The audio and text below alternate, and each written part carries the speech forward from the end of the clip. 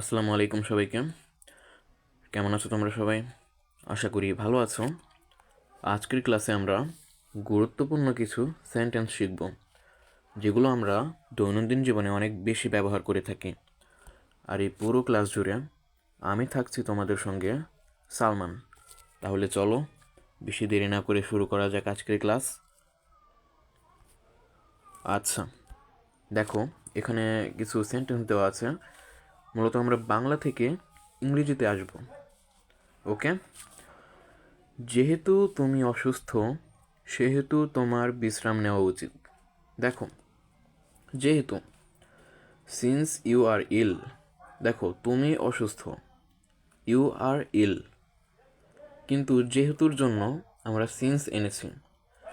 Since মানে যেহেতু, অর্থাৎ যেহেতু তুমি অসুস্থ, since you are ill, you should take rest, অর্থাৎ সেহেতু তোমার বিশ্রাম নেওয়া উচিত। যদি বৃষ্টি হয় তাহলে আমরা খেলা বাতিল করব। If it rains we will cancel the game. দেখো, এগুলো কিন্তু সবগুলো জটিল বাক্য। যদিও সে ধনী, তবুও সে অসুখী। Though he is rich, yet he is unhappy. দেখো, যদিও, দো অর্থ কিন্তু যদিও, আর তবুও, তবুও অর্থ ইয়েট। যাতে তুমি সফল হও সেজন্য তোমাকে পরিশ্রম করতে হবে।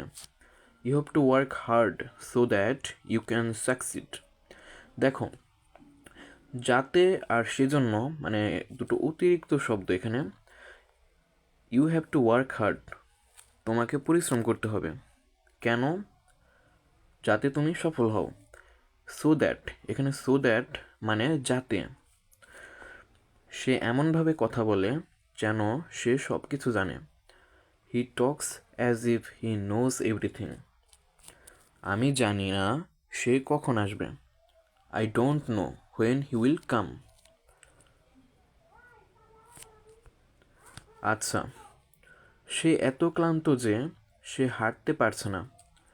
হি is so tired that he can't walk. যদি তুমি আমাকে সাহায্য করো তাহলে আমি কাজটি শেষ করতে পারবো। If you help me I will be able to finish the work. যেহেতু সে দেরি করে ফেলেছে সেহেতু তার দৌড়ানো উচিত। Since he is late he should run.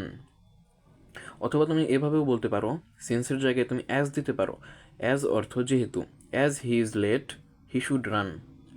সে বলল যে সে আসবে। He said that he would come. দেখো, সে বলল, এখানে এটা এভাবেও বলা যায় যে সে বলেছিল, কারণ এখানে সেড ভি টু ব্যবহৃত হয়েছে। আমরা এটাকে মানে অ্যাডভান্স ইংলিশে আমরা এভাবেই বলে থাকি, he said that he would come. Would, would, এখানে উড একটি মডেল ভার্ব। উড দ্বারা আমরা অতীতকে বুঝিয়েছি, মানে অতীতকে না, সরি, মানে অতীতও বোঝানো হয়। মানে উড যে সবসময় অতীত ব্যবহৃত হবে তা নয়। যেমন আমি খেলতাম, আই উড প্লে। আমি গান গাইতাম, আই উড সিং। কিন্তু আমরা অ্যাডভান্স ইংলিশে অর্থাৎ উডকে আমরা মানে ভবিষ্যতের জন্য ব্যবহার করতে পারি হিসেবে আমরা উইলকে ব্যবহার করে থাকি, তাই না? কিন্তু উডকেও আমরা অনেক পোলাইটলি বলার জন্য আমরা সে আসবে, আমরা পোলাইটলি বলার জন্য উড ব্যবহার করে থাকি। He said that he would come. সে বলল সে আসবে। দেখো, উড দিয়ে আরেকটি বাক্য হয়, যেমন তুমি কি আমাকে এক গ্লাস পানি দেবে? Would you give me a glass of water please. দয়া করে তুমি কি আমাকে এক গ্লাস পানি দেবে? ঠিক পোলাইটলি অর্থাৎ নম্রভাবে, যদি একটু হাম্বলভাবে তুমি বলতে চাও তাহলে উড ব্যবহার করতে পারো তুমি। আচ্ছা, আজকের মতো এখানে বিদায় নিচ্ছি। দেখা হবে অন্য কোনো ভিডিওতে। ততক্ষণ ভালো থেকো, সুস্থ থেকো। আসসালামু আলাইকুম।